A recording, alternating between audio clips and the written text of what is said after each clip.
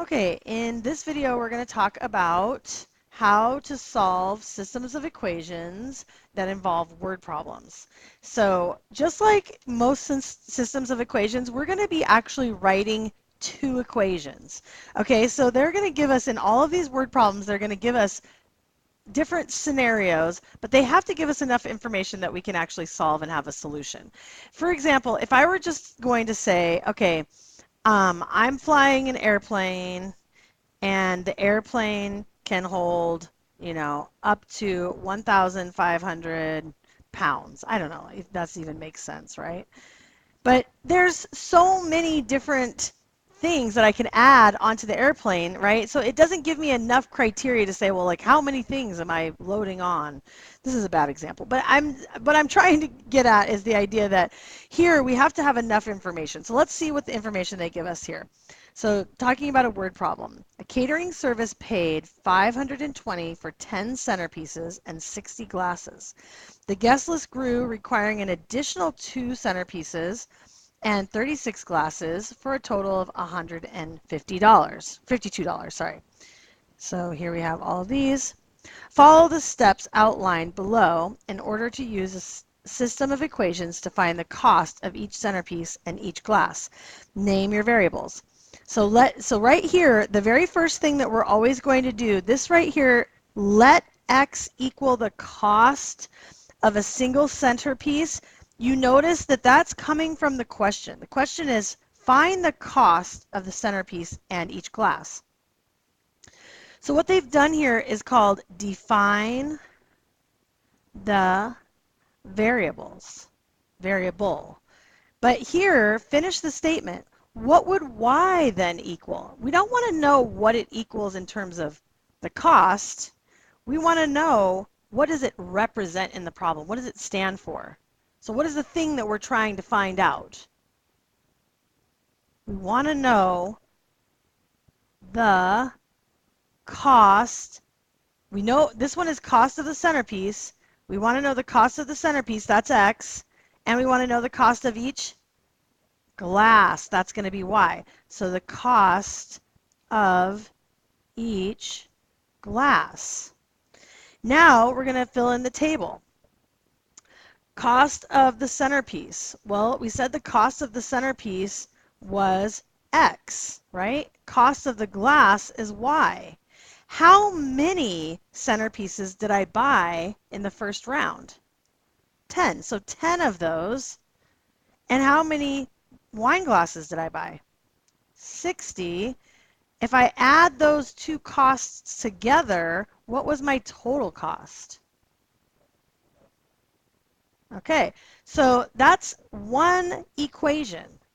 Now let's look at the second bill. So we got a second bill. Who can tell me what the equation would be for our second bill? 2x, yep. 36y, 152.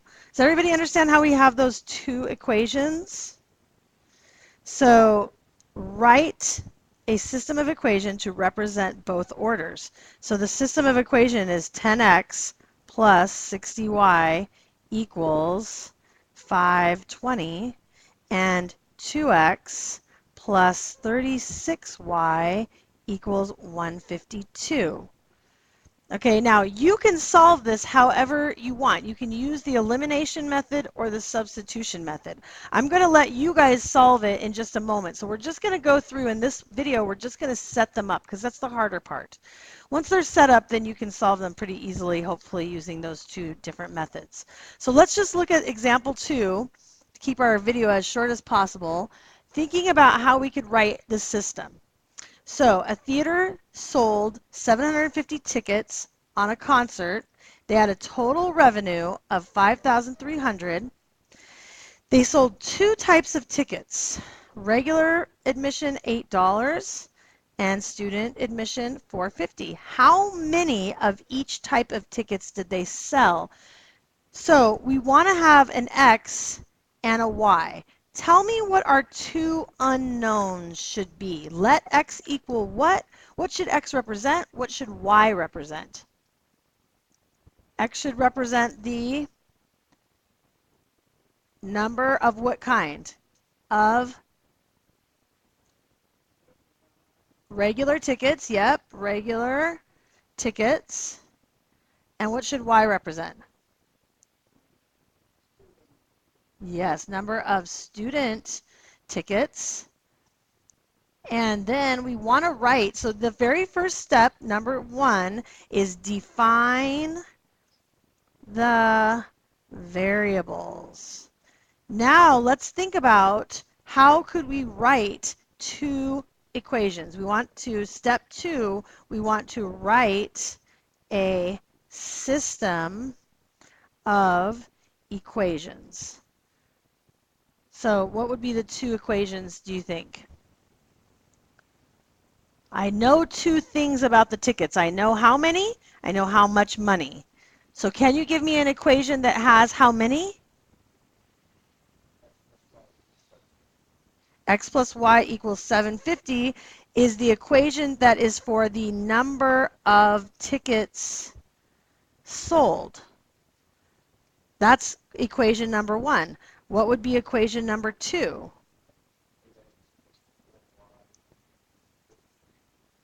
4.5y, right, equals 5,300. So does everybody understand why we have 8x? Where does the 8x come from? Yes, regular admission, and then you get $4.50 for every student ticket you sell. When you add up your total revenue, this is the total revenue. So this equation represents the total revenue. Okay, and now you could use, probably the easiest one to use here would be a substitution. Why do I say that the easiest one would be to use substitution? What would you do to set this one up to solve, do you think? Yeah, for x or y. So if I subtract x, I get y equals 750 minus x. I could substitute that in for y now. You see what I mean? So that's the method I would choose here, would be a substitution. But I'm going to let you solve it because you'll know if you got it right if you check it in both and it comes out the same. If you check it in both and it doesn't work out, it's because you've made a mistake someplace, okay? It's not because there's no solution. Okay, let's look at example 3. A chemist needs to make 400 milliliters of a 40% acid solution. All he has on hand is a 10% acid solution and a 50% acid solution. How much of each mix will he need to get the total? And sometimes it can be really helpful to think about it in terms of like drawing a picture, acting out the scenario. So I don't know if any of you have ever partaken in any kind of beverage, right? But this is kind of the same way mixed drinks work too. So you're basically your own chemist when you're mixing up alcohol and non-alcohol, right? You have the stuff that's 10% and you have the stuff that's 50%, and you're hoping that you can combine them to make a total of a 40% acid, 40% of the 400 milliliters. So the total amount here. So what could be some variables that you would use, and what would the variables represent? So you could always use x and y, right? So what are the things that are unknown here? The volume of,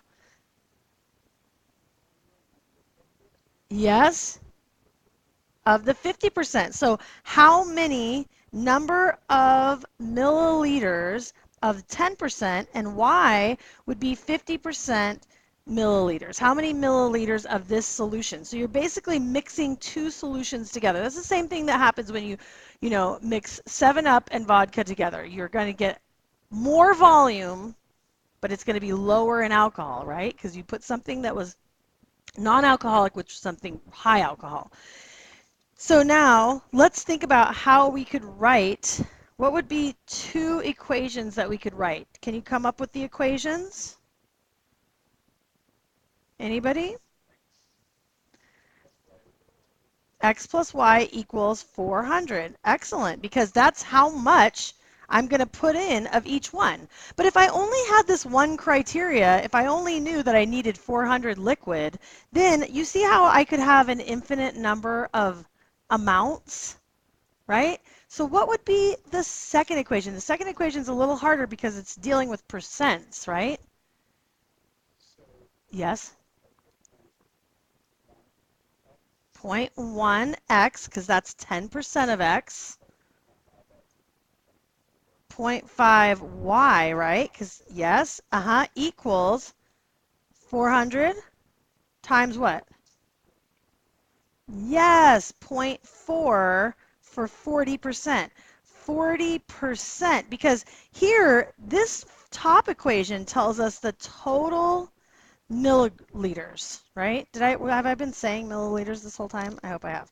And then below this one, because we're saying, well, 10% of it is alcohol, 50% of this one is alcohol, and 40% of the total is alcohol.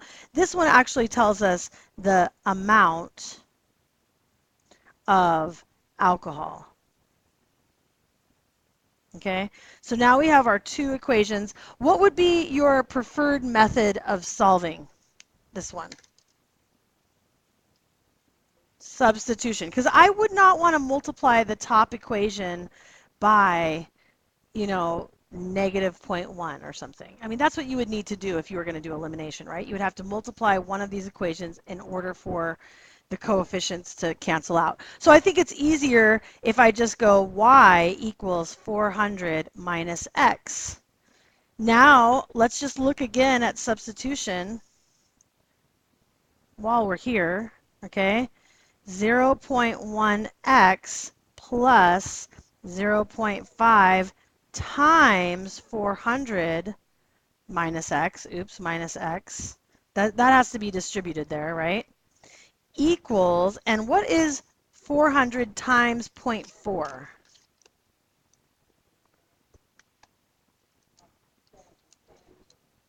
160. 160. Yeah. Because 4 times 4 is 16, move the decimal over 1. Yeah. Because there's a decimal here. Yep. Okay. Why don't we just continue while, because people can stop if they're interested. We've basically set up all the word problems. Why don't we just continue this? So 0.1x plus 0.5 times 400. Can you do that one mentally? That's basically half of 400. 200. Minus 0.5x equals 160. Okay, what are you going to do to solve for x now? Combine like terms.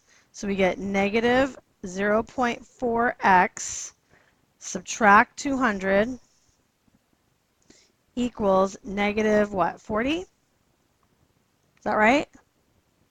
Are you guys with me? With me? What should I do next?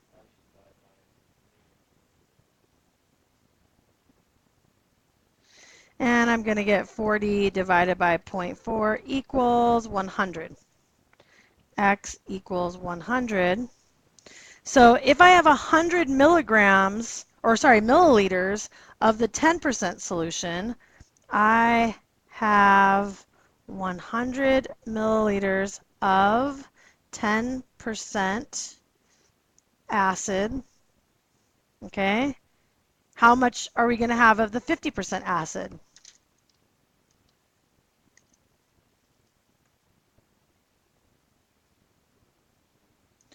$300 milliliters. How'd you come up with 300 milliliters? Yeah. So we already know that 100 plus 300 equals 400. Okay. So that's check number one. Number one, check. What about number two? We could go ahead and take 10% of 100 plus 50% of 300, and that should give us the 160. So 10% of 100 is 10, 50% of 300 is 150, and that will add up to 160, right? 110 plus 150, 50%, right, is just half. So the trickiest part about this problem that most people forget is that when you do the amount of alcohol, you actually have to multiply the 40% by the total. That's the thing that most people forget in this one. This one is probably the harder of the examples that we've done. So what I want you to do now is go back to example 1, solve it. Go back to example 2 and solve it, and then you should be able to see those in the PowerPoint if you're correct.